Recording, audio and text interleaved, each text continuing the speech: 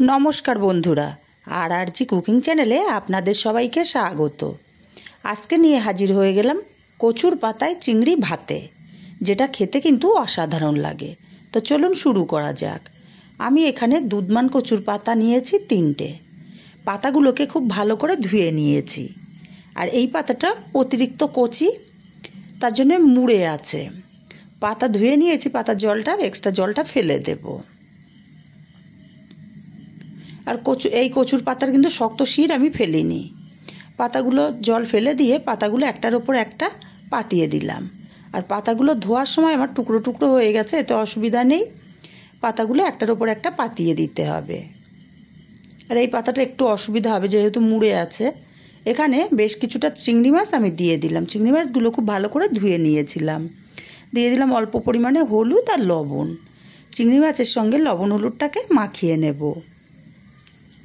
बंधुरा रेसिपिगुलो भालो लागले अवश्यई लाइक और कमेंट करबेन। एक लाइक किन्तु आमादेर काछे अतिरिक्त मूल्यबान। लबण हलुदटा माखिए एखाने एकटा बड़ साइजेर पेঁয়াজ कुचि दिए दिलाम। पेঁয়াজ कुचिटाकेও चिंगड़ी माछेर संगे मेखे निते हबे।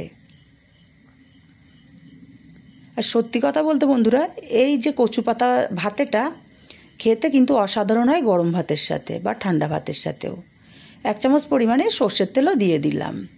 সরষের তেলটাকেও চিংড়ি মাছের সঙ্গে ভালো করে মেখে নেব। এবারে এখানে আমি দিয়ে দেব 4টে কাঁচা লঙ্কা। ঝালটা যে যার স্বাদ অনুযায়ী দেবেন। এবারে কচুর পাতাটাকে আমি মুড়ে নেব।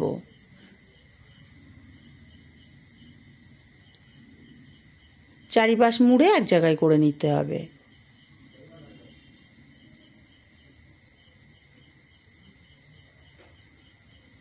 চারিপাশ মুড়ে নিয়েছি। এবারে একটা সুতো দিয়ে আমি কচুর পাতাটাকে বেঁধে নেব, যাতে ভাতের মধ্যে দিলে কচুর পাতাটা খুলে না যায়।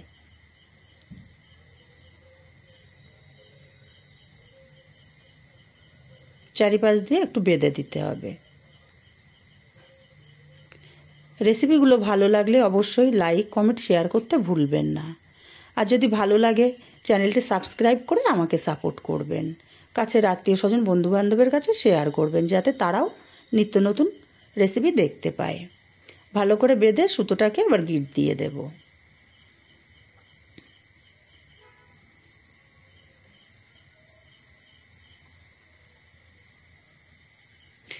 এবারে আমি একটা পরিষ্কার কাপড় নিয়েছি। কাপড়ের মাঝখানে আমি কচুর পাতা চিংড়ি মাছটাকে বসিয়ে দিলাম। আর কাপড়টা আমি কেন ব্যবহার করেছি আপনাদেরকে পরে বলছি। কাপড়টা চারিপাশ এক জায়গায় করে নিয়ে কাপড়ের একটা মাথা দিয়ে আমি গিট দিয়ে দেব।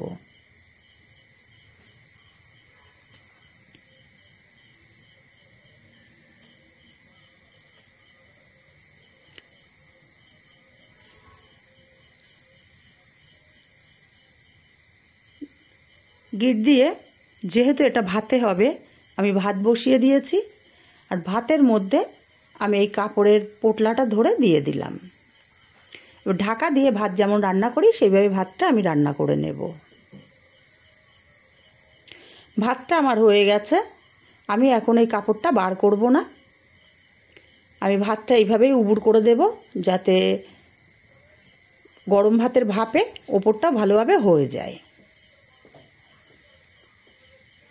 ভাতের ফ্যানটা ঝরিয়ে নিয়ে তারপরে আমি কাপড়টা বের করে নিয়েছি। এবার আমি আপনাদেরকে বলছি কাপড়টা আমি কেন ব্যবহার করেছি। এই যে ভাতগুলো কাপড়ের গায়ে লেগেছে, কচুর পাতার গায়ে লাগেনি। কচুর পাতার গায়ে লাগলে অসুবিধা হতো। এবার আমি কাপড়টা খুলে কচুর পাতাটা অন্য একটা আলাদা প্লেটে উঠিয়ে নেব। আর সুতোটাকে একটু ঢিলা করে নেব। সুতোটা ছাড়ানো কোনো ব্যাপারই না, টান দিলে সুতোটা বেরিয়ে যাবে। আমি আলাদা প্লেটের মধ্যে উঠিয়ে নিলাম। এবারে সুতোটাকে আমি ছাড়িয়ে নিয়ে ফেলে দেব। একবার হলো বাড়িতে এই রেসিপিটা ট্রাই করবেন, খেতে কিন্তু অসাধারণ হয়। আর বাড়িতে বানালে কেমন খেলে সেটা কিন্তু কমেন্ট করে জানাতে ভুলবেন না। এবার দিয়ে দিচ্ছি এখানে স্বাদ মতো লবণ আর 1 চামচ পরিমাণে কাঁচা সর্ষের তেল।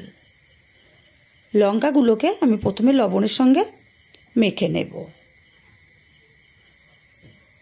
সত্যি কথা বলতে বন্ধুরা, এই রেসিপি থাকলে কিন্তু আর অন্য কিছুই লাগবে না, এতটাই টেস্টি হয় খেতে। চিংড়ি মাছগুলোকেও হাত দিয়ে টিপে টিপে মেখে নেব।